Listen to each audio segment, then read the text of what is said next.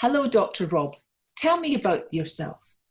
Well, greetings from Southern California, which is the view you see behind me. It's beautiful. I live here in California. I've been involved in sexual recovery since the 1980s, starting with my own recovery and then graduate school and then working for Patrick Carnes and a number of role models and leaders over the years.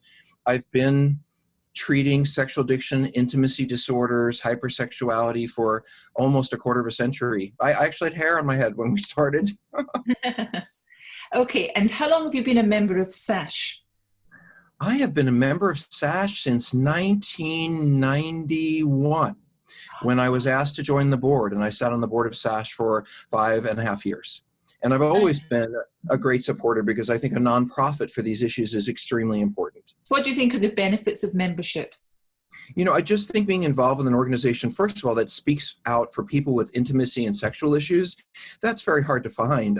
We're embarrassed. We're humiliated. We don't like to talk about these issues. So simply having a place where experts can come together and learn from one another and also learn from people who are struggling with the issue, I just think that's an incredible gift. Well, as you know, the conference this year is called The Journey of Sexual Health from Secrets to Joy. And I understand you're going to be doing a pre-conference workshop called Prodependence, Moving Beyond Codependency. Can you tell us a little bit about what that's going to involve?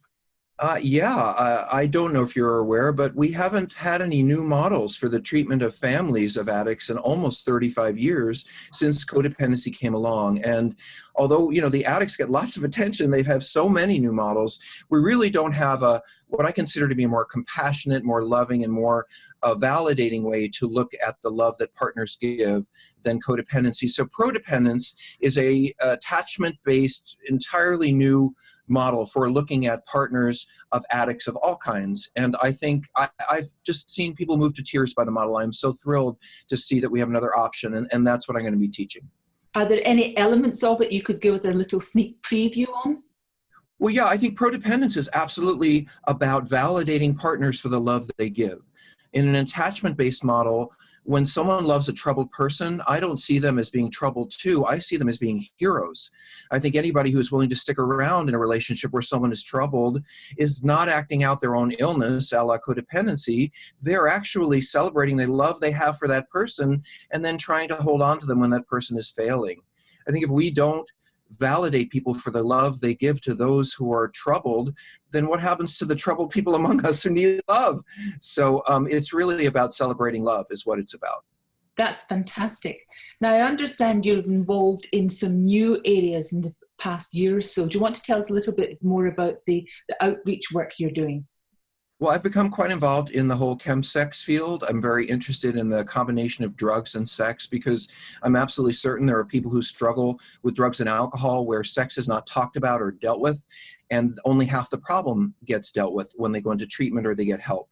I'm really focused in this area of how people's sexual behavior can lead to relapse, how there's shame around their sexuality. I just had a gentleman the other day who was struggling with trans issues, and he drinks because of them. You know, he can't stop drinking because he hates himself about them, and so he has a paired problem. And then I work with all the meth and sex addicts, the people who are struggling with hyperstimulation to sex and hyperstimulation to drugs.